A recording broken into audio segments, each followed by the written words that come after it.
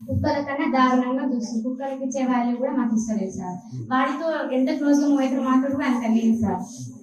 Food అస్సలు బాగాలేదు. 10th class అసలు స్టడీ ఏమన్నా లేదు. అందుకని అందరు తీసుకొని వెళ్తారు సార్. ఇక ఇప్పుడు కూడా మీరు ఉండడానికి డైరెక్ట్ మిమ్మల్ని పిలిపించినాం సార్. మళ్ళీ చాలా బెదిరించింది సార్. ఏమైతే మీకు ఏం కాదు ఉందండి, కొత్త ప్రిన్సిపల్ అడ్జస్ట్ చేసుకోండి అని చెప్తున్నారు సార్. స్టార్టింగ్ బాగాలే కర్రీలో ఇది పురుగు వచ్చిన ఒక రోజు అయితే బోండాలు చిన్న చిన్న ఉన్నాయి బోండాలు. ఒక అక్కకైతే పెరుగు చట్నీ చేసిండు, అందులో అయితే ఇంతలా పురుగు వచ్చింది. పురుగులు వస్తున్నాయి. చూసాంలే మేము 10th వాళ్ళకి ఇంతవరకు మొన్న ఫిజిక్స్ ఇంగ్లీష్ వచ్చారు. ఆ ఇంగ్లీష్ మేడంకి ఎస్టర్డేకి టుడేకి టుమారోకి తేడా తెలియదు సార్.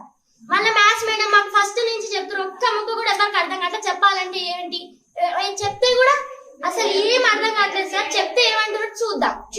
మా ప్రాబ్లం ఏంటంటే మా సంజయ్ మేడం ఉన్నారు కదా, మాకు ఆ మేడమే కాదు ప్రిన్సిపల్ వద్దు.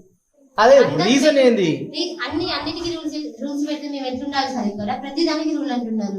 పడుకోవడానికి రూల్, తినడానికి అసలు మాకు జిందే మంచి పెట్టలేదు. ఫస్ట్ అది మెయిన్ ప్రాబ్లం. నెక్స్ట్ ఎక్కడ పెడితే అక్కడ మమ్మల్ని అసలు ఏ మేడం అయినా కనీసం ఎవరైనా సరే గుడ్ మార్నింగ్ చెప్తే గుడ్ మార్నింగ్ చెప్పాలి కదా. షర్ట్ ఇట్లా మంచి అది ఏదో ఒకటి చూసి మమ్మల్ని తిట్టడం తప్పించి ఇంగ్లీష్ లో తిట్టడం. ఫస్ట్ వచ్చిన రోజైతే మమ్మల్ని చాలా ఘోరంగా తిట్టినారు సార్.